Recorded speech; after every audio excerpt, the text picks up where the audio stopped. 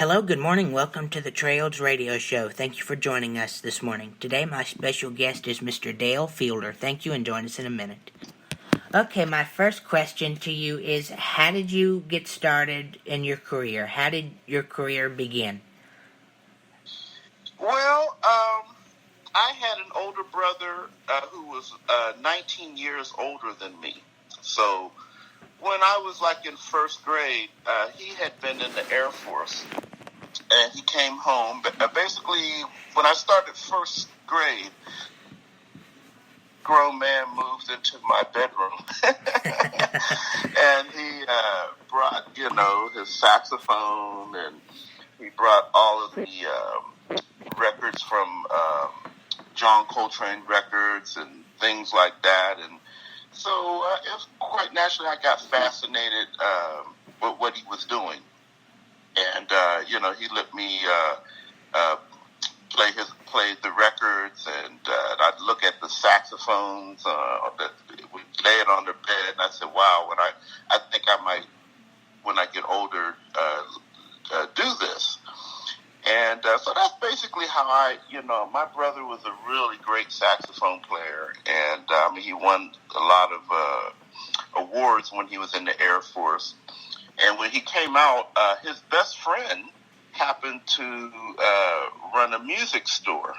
And so the two of them would pal around. They were both saxophone players. And when I entered fourth grade,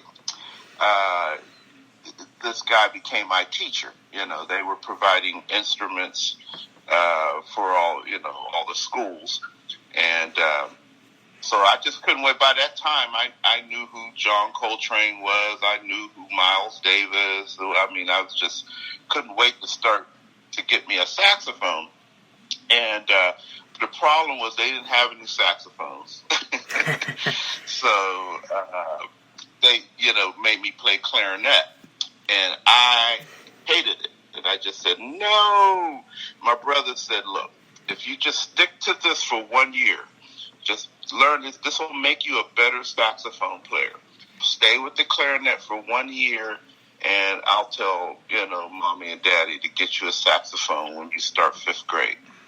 And so that's what I did. I settled down and tried to figure out how to play that thing. But he was right, though. Starting out on clarinet did make me a better saxophone player. So that's sort of how I got into it.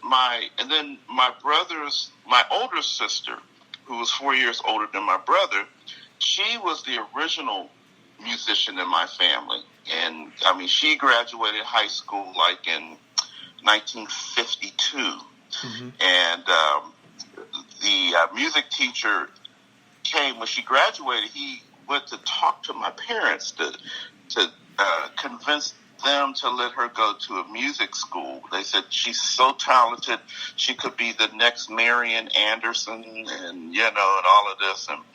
And my parents were just like, oh no, she's going to become a nurse. And I used to tell my sister, I said, why do you put your foot down? She said, you don't understand. In 1952, when your parents tell you to do something, you could do that when you came along later on in the 60s or 70s. But back then,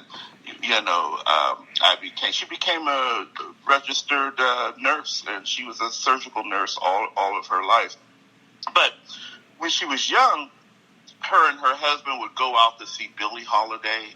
They saw Charlie Parker. They saw all the great, and then, of course, they indoctrinated my brother, who then indoctrinated me. So that's how it happened. Oh, yeah. What do you find is the most challenging about being a musician? What do you find is the most difficult part? Well, what's hard about it is you can't really make. It would be great to make a living at it, to where you could devote 100% of your time to it, because it takes that to master it, and the more, what can I say, the more you play, the better you get, the more. I would love to just be able to devote my whole life to this, which in a sense I have done, for just unfortunately by the time I came up in jazz, I graduated high school in 1974. So right about that time, the music started to change, and we had the disco era, the fusion era started happening, and it was just so when I came out of college, the good thing is most of the jazz, it kind of came out of the schools around that time, and so I went to the University of Pittsburgh as a ethnomusicology major, and I studied with Dr. Nathan Davis, who was, ran the jazz program at the University of Pittsburgh. And of course, he was the saxophone player that replaced Wayne Shorter in Art Blakey and the Jazz Messengers. So I had a great teacher, great college, playing in the jazz band and all of that.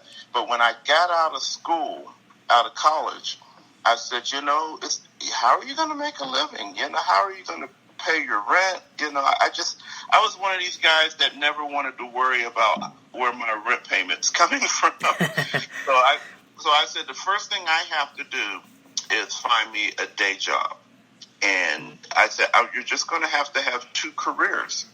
And that's basically what I did. I moved to New York in 1980, and I ended up, I went to New York to work with the Calypso band, the Duke Ellington of Calypso music. His name was Mighty Sparrow. And in his band was a lot of top New York jazz musicians. As a matter of fact, I replaced Steve Coleman in that band. So I got to New York, and I was palling around with that band. But I, always worrying about paying rent. One time they left me, I went to the airport, supposed to meet them to get to the airport for a gig in Canada, and they left me. so I went in to the unemployment office, and next thing you know, I ended up working on Wall Street. And that's sort of how my day job career. Now I'm a staff accountant, for a private school here. So I got into accounting and never got a degree or anything like that, but I've been able to work for major companies during the daytime. And then I would get off of work and with my saxophone and go on up to the village, and we just sit in and play all night long. And so that's basically what I find that is so challenging in this country. When I went to Europe, they begged me. We were in Sweden, and they begged me. They said, please, your country doesn't understand what you do. They don't support it. They said, we have an extra room here in the studio. They had this theater. They had a private room. They said, you could have this room. You have your own bathroom. And then the government of Sweden would subsidize your career. They basically will pay you a salary just to play and teach jazz. And sometimes I always wonder what would have happened had I decided to do that. And instead, I came back to the States and in my day job. And, But the good thing that I would say about it all is I've never ever did music half-time, like a pastime or anything.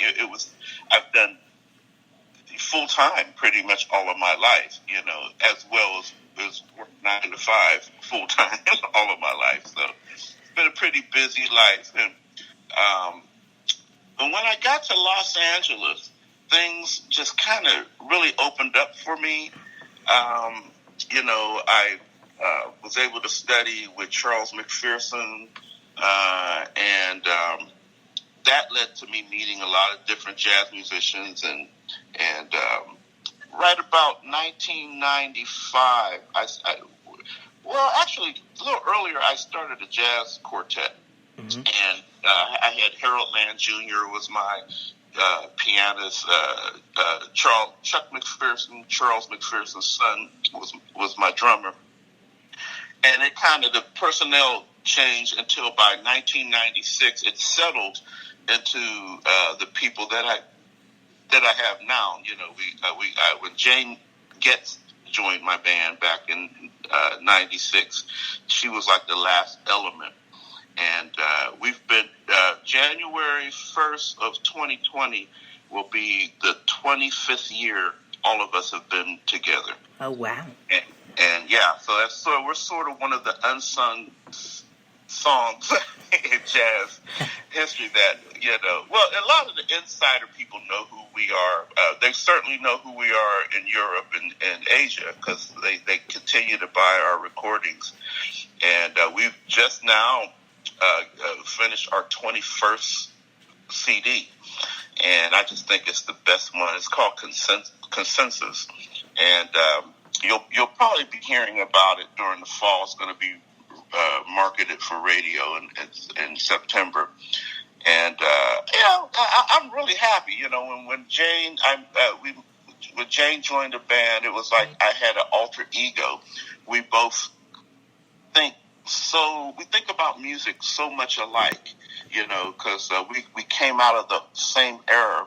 Like her major influence is Bud Powell, whereas mine is like Charlie Parker. So we're drawing on sources a lot earlier than most of the younger players nowadays are doing. You know, like most piano players, they go back to McCoy Tyner or Herbie Hancock, whereas Jane is reaching back to Bud Powell. And most of the saxophone players, of course, love Coltrane, who I love as well.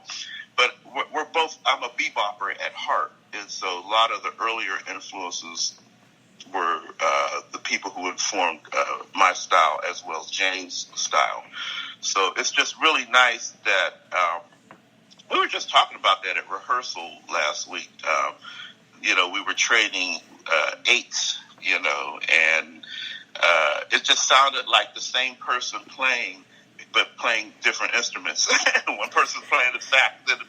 I mean, we just think so much alike, and I'm just really thankful and grateful to have such a long-term association with a great artist like Jane. I mean, you know, Jane, she started her career working with Charlie Mingus, and yeah, it was so it's just great to have your piano player of that caliber for 25 years.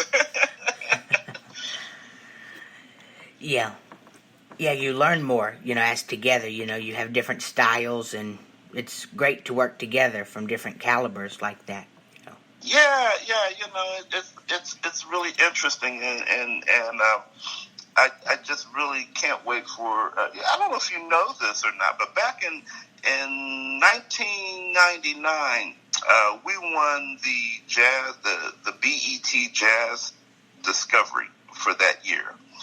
And, I mean, all kinds, this is during the MTV era, which I'm sure is a little bit before your time.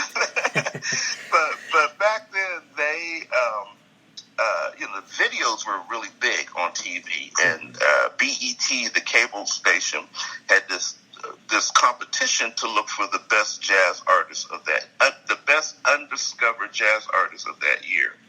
And people all over the country, I mean, you know, competed for it, and we actually won it that year.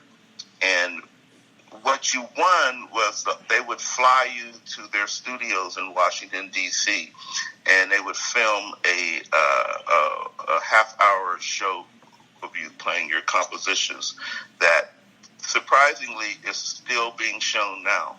And a lot of people who do those jazz cruises, they tell me all the time, they say, wow, we keep seeing this video of you guys are so young. You know?